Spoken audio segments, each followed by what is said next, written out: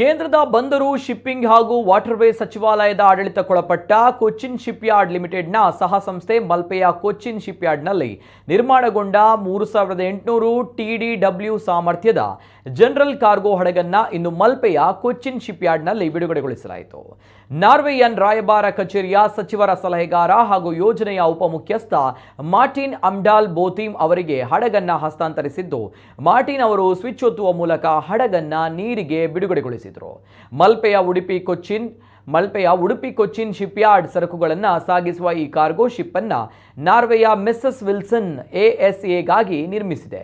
ಸಂಸ್ಥೆಯ ಈ ಹಡಗನ್ನ ಭಾರತ ಸರ್ಕಾರದ Atmanirbhar Bharat make in India make for the world ಯೋಜನೆಯಡಿ ನಿರ್ಮಿಸಿದೆ ಎಂದು ಕೊಚ್ಚಿನ್ ಶಿಪ್ಯಾರ್ಡ್ನ CMD ಮಧು ಎಸ್ ನಾಯರ್ ತಿಳಿಸಿದರು. ನಾರ್ವೆಗೆ ಹಸ್ತಾಂತರಗೊಂಡ ವಿಲ್ಸನ್ ASA ಹಡಗಿನ ಉದ್ದ 89.43 ಮೀಟರ್, ಅಗಲ 13.2 ಮೀಟರ್ ಮತ್ತು ಎತ್ತರ 4.2 ಮೀಟರ್ಗಳಾಗಿದೆ. ಹಡಗಿನ ವಿನ್ಯಾಸ ನೆದರ್ಲೆಂಡ್ಸ್ನ ಕೋನೋಶಿಪ್ ಇಂಟರ್ನ್ಯಾಷನಲ್ನದ್ದಾಗಿದ್ದು, ಇವು ಯುರೋಪ್ ಕರಾವಳಿ ಜಲಮಾರ್ಗದಲ್ಲಿ ಸಾಮಾನ್ಯ ಸರಕುಗಳ ಸಾಗಣೆಗಾಗಿ ಪರಿಸರ ಸ್ನೇಹಿ ಡೀಸೆಲ್ ಎಲೆಕ್ಟ್ರಿಕ್ ನೌಕೆಯಾಗಿ ನಿರ್ಮಿಸಲಾಗಿದೆ.